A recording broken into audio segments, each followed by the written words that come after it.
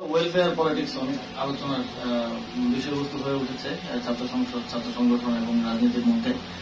কিন্তু ওয়েলফেয়ার পলিটিক্সটা তারপরে শুরু হয়, জেনারেল জিয়াউর রহমান তখন শুরু করেন এবং একটা শক্তিশালী রাষ্ট্র কাঠামো গড়ে তোলার একটা চেষ্টা হয়েছে এবং সেটার উপরে ভিত্তি করে আমরা আজ পর্যন্ত আসলে আমাদের ডিসকোর্স গুলো যদি দেখেন একটু, যেমন আমি ফরেন পলিসির কথাটা বললাম যে সার্ক আজও রিলেভেন্ট, কারণ আমরা ফরেন পলিসিতে এরপরের 50 বছরের নতুন কিছু আসলে কেউ দিতে পারেনি। ফলে জিয়াউর রহমান যেটা করে গেছেন সেটা নিয়ে আমাদেরকে আজ পর্যন্ত কথা বলতে হচ্ছে, সেটাকেই আবার নতুন করে পুনর্গঠন করার চেষ্টা করতে হচ্ছে। কারণ নতুন কোন ডিসকোর্স এর পরবর্তী সময়ে বিএনপি অনেকবার ক্ষমতায় এসছে, আওয়ামী লীগও ক্ষমতায় এসছে, কিন্তু কেউ নতুন কোন ডিসকোর্স আসলে দিতে পারেনি, কিংবা রাজনৈতিক ভাবে বিরোধী দল হিসেবেও নতুন কোন পলিসি, ফরেন পলিসি আসলে কেউ সেভাবে আসলে দিতে পারে নাই। যেটা 50 বছর ধরে বারবার বলা হয়েছে যে সবার সাথে বন্ধুত্ব, কারোর সাথে শত্রুতা নাই। এখন বাস্তব পরিসরে আমরা এসে দেখি আসলে আমাদের কারোর সাথে বন্ধুত্বও নেই।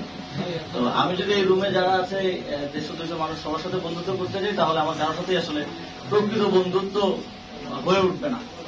আমরা অন্তর্বর্তীকালীন সরকারের পক্ষ থেকে আসলে চেষ্টা করছি যে মিনিংফুল ফ্রেন্ডশিপ আসলে যাদের সাথে করা যায়, যাদের সাথে আমাদের আন্তর্জাতিক পরিসরের স্বার্থটা মিলে তাদের সাথে করার।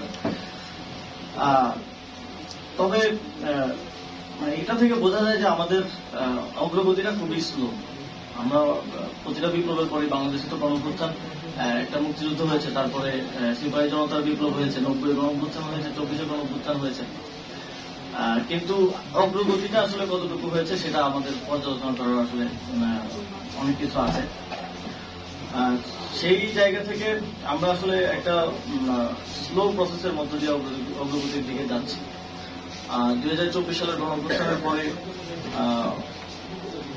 আমাদের থেকে আমরা হয়তো গণঅভ্যুত্থানের 3 মাস 4 মাস পরে এসে অনেক কিছু রিয়েলাইজ করেছি, যেটা আসলে 5 আগস্ট থেকে 8 আগস্ট রিয়েলাইজেশন আসার বা কিংবা সেই সময়কার যে বাস্তবতা, সেই বাস্তবতার সাথে অনেক ক্ষেত্রে মিলে নাই। আপনারা দেখেছেন 5 আগস্ট শেখ হাসিনা পালানোর 1 ঘন্টা 2 ঘন্টাও হয় নাই বোধহয় আমাদের রাজনৈতিক দলের নেতারা এস্টাবলিশমেন্টের কোলে গিয়ে উঠে গেছেন। তো আমাদের তরুণ হিসেবে আমাদের ভুল আছে। আমরা 26 বছর বয়সের কয়েকজন তরুণ ছিলাম তখন ডিসিশন পলিসি মেকিং এর দায়িত্বে, কিন্তু যখন আমাদের অগ্রজরা এস্টাবলিশমেন্টকে গিয়ে দায়িত্ব দিয়ে আসেন যে আপনারা একটা অন্তর্বর্তীকালীন সরকার গঠন করেন, তখন আসলে আমাদের হাতে খুব বেশি কিছু আসলে থাকে না। আমরা চেষ্টা করেছি তাদের সাথে যোগাযোগ করতে যে আপনারা যায়েন না, এবং সেদিন রাতের পরবর্তী সংবাদ সম্মেলনে আমাদের মধ্যে এটা আলাপ হচ্ছিল যে সংবাদ সম্মেলনে আমরা তাদেরকে যারা ওইখানে ছিলেন, চ্যানেল 24 অফিসে হয়তো আমরা ছিলাম, তারা হয়তো রিকল করতে পারবেন, আমরা সংবাদ সম্মেলনে এটা বলবো কিনা যে তারা জাতীয় বেঈমান, এ ধরনের আলোচনা আমাদের মধ্যে সেদিন হয়েছিল। তো যাই হোক, তারপরে আপনারা জানেন যে সেদিন রাতে রাজারবাগ পুলিশ লাইনে বিদ্রোহ হবে অবস্থা, নানা ধরনের গুজব, বিভিন্ন জায়গায় হামলা, সার্বিক পরিস্থিতিতে আমাদের কাছে সেটাই বাস্তব ভিত্তিক মনে হয়েছে যে এই মুহূর্তে দেশে একটা সরকার যদি গঠন না করা যায় তাহলে স্টেবিলিটি আসবে না এবং আরো পরিণতি যে কোনো দিকে যেতে পারে, কারণ তখন কোনো অথরিটি ছাড়া আসলে হচ্ছিল না। এবং আমরা রাজনৈতিক দল কিংবা সংগঠিত যারা শক্তি আছেন তাদের দিক থেকে সে ধরনের সহযোগিতাও পাই নাই যে আমরা শহীদ মিনারে গিয়ে আসলে শপথ গ্রহণ করবো।